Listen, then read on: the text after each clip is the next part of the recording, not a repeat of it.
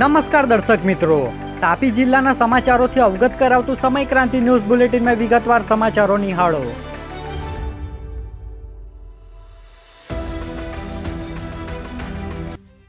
કુકરમુંડાના મટવાલ checkpost નજીકથી motorcycle ચોરીના ગુનામાં સંડોવાયેલા વોન્ટેડ આરોપીને પોલીસે ઝડપી લીધો. કુકરમુંડા પોલીસે મોટરસાયકલ ચોરીના ગુનામાં સંડોવાયેલા વોન્ટેડ આરોપી સોનુ ઉર્ફે શાહરૂખ પઠાણને મટવાલ ચેકપોસ્ટ નજીકથી ઝડપી પાડ્યો હતો. પોલીસને મળેલી બાતમીના આધારે કાર્યવાહી હાથ ધરી આરોપીને ઝડપી લેવામાં આવ્યો હતો. પ્રાથમિક માહિતી મુજબ આરોપી રિક્ષામાં બેસી મહારાષ્ટ્ર રાજ્ય તરફ ભાગવાની ફિરાકમાં હતો. પોલીસે સમયસર કાર્યવાહી કરી તેની ધરપકડ કરી વધુ તપાસ હાથ ધરી છે.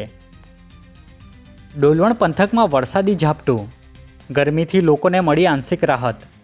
ડોલવણ તાલુકાના ઘાણી સહિતના આસપાસના વિસ્તારોમાં ગુરુવારે સવારે અચાનક વરસાદી ઝાપટું વરસતા વાતાવરણમાં ઠંડક પ્રસરી હતી. છેલ્લા કેટલાક દિવસોથી પડી રહેલી ગરમી અને ઉકળાટ વચ્ચે વરસાદને કારણે લોકોને આંશિક રાહત મળી હતી. વરસાદ બાદ ખેડૂતો અને સ્થાનિકોમાં ખુશીનો માહોલ જોવા મળ્યો હતો, જ્યારે વાતાવરણ પણ સુહાવણું બન્યું હતું. તાપી જિલ્લા સેવા સદનના ગેટ નજીક શિક્ષક મહાસંઘનું ધરણા પ્રદર્શન. 2010ના પૂર્વના શિક્ષકોને ટેટમાંથી મુક્તિની માંગ.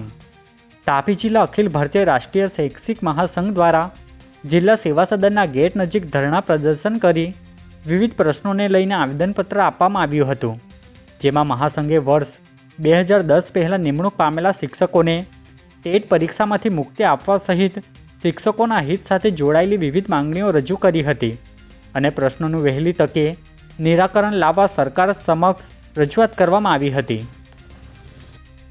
ઉચ્છલના ચચરબુંદા ગામે દૂધના ટેન્કર અને બાઇક વચ્ચે ગમખ્વાર અકસ્માત, એકનું મોત, એક ઇજાગ્રસ્ત. ઉચ્છલ તાલુકાના ચચરબુંદા ગામ નજીક દૂધ ભરેલા ટેન્કર અને બાઇક વચ્ચે સર્જાયેલા ગંભીર અકસ્માતમાં બાઇક ચાલક ઋષિકેશભાઈ જાધવનું ઘટના સ્થળે જ મોત નીપજ્યું હતું, જ્યારે આકાશભાઈ કોળી ઇજાગ્રસ્ત થતાં તેમને સારવાર માટે ખસેડવામાં આવ્યા હતા. અકસ્માત બાદ પોલીસ તપાસ હાથ ધરી ટેન્કર ચાલક આલોક શર્મા સામે ગુનો નોંધ્યો છે. વ્યારાના વોર્ડ નંબર 2માં પાણીની સમસ્યાને લઈ કોંગ્રેસનું પાલિકા કચેરીએ આવેદનપત્ર. વ્યારા કોંગ્રેસ શહેર સમિતિના પ્રમુખની આગેવાનીમાં વોર્ડ નંબર 2 વિસ્તારમાં સર્જાયેલી પાણીની સમસ્યાને લઈ ચીફ ઓફિસરને આવેદનપત્ર પાઠવવામાં આવ્યું હતું. આવેદનમાં જણાવાયું હતું કે વિસ્તારમાં પાણી પુરવઠાનો સમય નિશ્ચિત નથી, તેમજ ઓછા ફોર્સથી પાણી આવતા રહેવાસીઓને ભારે મુશ્કેલીનો સામનો કરવા પડી રહ્યો છે. સમસ્યાનું તાત્કાલિક નિરાકરણ લાવી નિયમિત અને પૂરતા દબાણ સાથે પાણી પુરવઠો સુનિશ્ચિત કરવાની માંગ કરવામાં આવી હતી. સોંગઢમાં જન કલ્યાણ શિબિર, લાભાર્થીઓને યોજનાકીય લાભોનું વિતરણ કરવામાં આવ્યું. સોંગઢ નગર ખાતે આવેલ હોલમાં આયોજિત જન કલ્યાણ શિબિરમાં રાજ્યના મંત્રી જયરામભાઈ ગામિતના હસ્તે લાભાર્થીઓને વિવિધ સરકારી યોજનાઓના લાભનું વિતરણ કરવામાં આવ્યું હતું. કાર્યક્રમ દરમિયાન સરકારની 12 વર્ષની સિદ્ધિઓ દર્શાવતી શોર્ટ ફિલ્મનું પ્રદર્શન કરવામાં આવ્યું હતું, જેમાં અધિકારી સહિત પદ અધિકારીઓ હાજર રહ્યા હતા.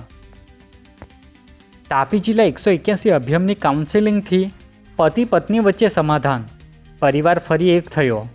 ઉકાઈ તાલુકાની એક મહિલાની ફરિયાદના આધારે 181 અભિયમ ટીમે તાત્કાલિક સ્થળ પર પહોંચી પતિ પત્નીનું કાઉન્સેલિંગ કર્યું હતું. પતિને શંકા વહેમ અને નશાથી દૂર રહી પરિવાર પ્રત્યે જવાબદારીપૂર્વક વર્તવાની સમજ આપવામાં આવી હતી. ટીમની સમજવાટ બાદ બંને વચ્ચે સમાધાન થતાં પરિવાર ફરી એક થયો હતો. તાપીમાં પ્રોજેક્ટ સક્ષમ 1.0નો પ્રારંભ, શિક્ષણની ગુણવત્તા સુધારવા કલેક્ટરનો ભાર. તાપી જિલ્લા પંચાયતના ઓડિટોરિયમ હોલ ખાતે આયોજિત શૈક્ષણિક ચિંતન શિબિરમાં કલેક્ટર દેવ ચૌધરીના હસ્તે પ્રોજેક્ટ સક્ષમ 1.0 લોન્ચ કરવામાં આવ્યો હતો. આ પ્રસંગે કલેક્ટરે જણાવ્યું હતું કે જિલ્લામાં એક પણ બાળક શિક્ષણથી વંચિત ન રહે તેની સૌની જવાબદારી છે. શિબિરમાં શિક્ષણની ગુણવત્તા સુધારણા, NEP 2020ના અમલીકરણ અને ડ્રોપ આઉટ રેશિયો ઘટાડવા અંગે માર્ગદર્શન આપવામાં આવ્યું હતું. આજે બુલેટિનમાં બસ આટલું જ અને સમય ક્રાંતિ ન્યૂઝ ચેનલને લાઇક, શેર, કોમેન્ટ્સ અને સબસ્ક્રાઇબ અવશ્ય કરી લેશો, જેથી કરી તમને તાપી જિલ્લાના સમાચારોની અપડેટ મળતી રહે અને મને રજા આપશો. આભાર. જય હિન્દ, જય ભારત.